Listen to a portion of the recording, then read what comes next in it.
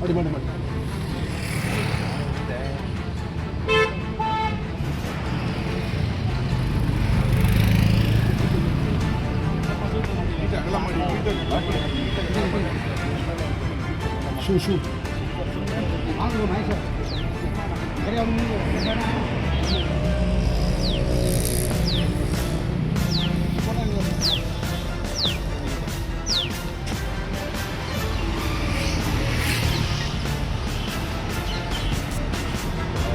ಅವರೇ ಕಂಡವರೇ ಕಳ್ಸೋರಂತೆ. ಭುವನೇಶ್ವರಿ ತಾಯಿಗೆ, ಭುವನೇಶ್ವರಿ ತಾಯಿಗೆ, ಭುವನೇಶ್ವರಿ ತಾಯಿಗೆ.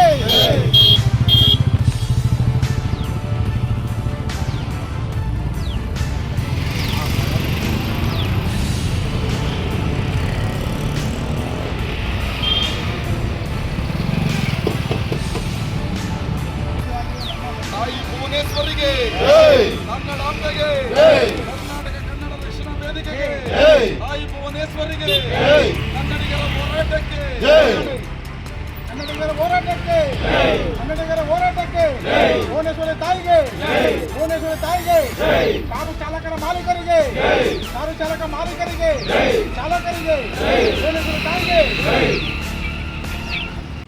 ಆತ್ಮೀಯ ಬಂಧುಗಳೇ, ಇವತ್ತು ಮೈಸೂರಿನಲ್ಲಿ ಕಾರ್ ಮಾಲೀಕರ ಜಿಲ್ಲಾ ಘಟಕವನ್ನು ಕರ್ನಾಟಕ ಕನ್ನಡ ರಕ್ಷಣಾ ವೇದಿಕೆಯಿಂದ ಇವತ್ತು ಚಾಲನೆಯನ್ನು ಕೊಟ್ಟಿದ್ದೇವೆ. ಕಾರ್ ಮಾಲೀಕರಿಗೆ ಆಗ್ತಕ್ಕಂಥ ಕಷ್ಟಗಳು ಸಂಕಷ್ಟಗಳು ಏನೇ ಇದ್ದರೂ ಸಹ ಕರ್ನಾಟಕ ಕನ್ನಡ ರಕ್ಷಣಾ ವೇದಿಕೆಯಿಂದ ನಾವು ಹೋರಾಡಲು ಸಿದ್ಧರಿರ್ತೇವೆ ಅಂತ ಈ ದಿನ ನಾವು ಹೇಳ್ತಾ ಇದ್ದೇವೆ. ನಾಡು ನುಡಿ ನೆಲ ಜಲ ಭಾಷೆ ವಿಚಾರವಾಗಿ ಯಾವುದೇ ವಿಚಾರ ಬಂದಾಗ ನಮ್ಮ ಕಾರು ಚಾಲಕರು ಸಹ ನಮ್ಮ ಕರ್ನಾಟಕ ಕನ್ನಡ ರಕ್ಷಣಾ ವೇದಿಕೆಗೆ ಬೆಂಬಲವಾಗಿ ನಿಲ್ತಾರೆ. ಕಾರು ಚಾಲಕರಿಗೆ ಎಲ್ಲ ರೀತಿಯ ಹೋರಾಟದ ಸಹಕಾರ ನಮ್ಮ ರಾಜ್ಯ ಘಟಕದಿಂದ ಇರ್ತದೆ. ನಮ್ಮ ಕರ್ನಾಟಕ ಕನ್ನಡ ರಕ್ಷಣಾ ವೇದಿಕೆಯಿಂದ ಇವತ್ತು ಕಾರು ಚಾಲಕರ ಸಂಘಟನೆಯನ್ನು ಉದ್ಘಾಟನೆ ಮಾಡಿ ಇವತ್ತು ಮೈಸೂರಿನ ವಿಜಯನಗರದ ಕನ್ನಡ ಸಾಹಿತ್ಯ ಪರಿಷತ್ನಲ್ಲಿ ಇನ್ನೇನು ಕೆಲವೇ ನಿಮಿಷಗಳಲ್ಲಿ ಕಾರ್ಯಕ್ರಮವೂ ಸಹ ಕನ್ನಡ ರಾಜ್ಯೋತ್ಸವ 70ನೇ ಕನ್ನಡ ರಾಜ್ಯೋತ್ಸವ ಸಂಭ್ರಮವನ್ನು ಆಚರಣೆ ಮಾಡ್ತಾ ಇದ್ದೇವೆ.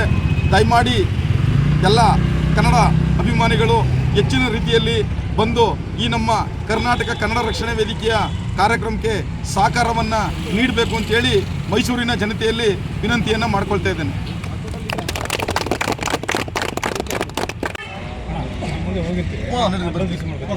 ನಮಸ್ತೆ.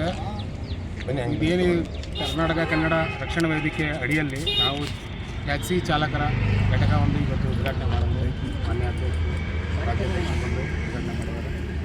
ಉದ್ದೇಶ ಇಷ್ಟೇ, ಎಲ್ಲರಿಗೂ ಸೌಕರ್ಯವಾಗಿರಲಿ, ಯಾವುದೇ ರೀತಿ ತೊಂದರೆ ಇದ್ದಾಗ ಒಂದು ಒಗ್ಗೂಟ ಇರಲಿ ಇದಕ್ಕೆ ಈ ಚಾಲನೆಯನ್ನು ಕೊಟ್ಟಿದ್ದಾರೆ.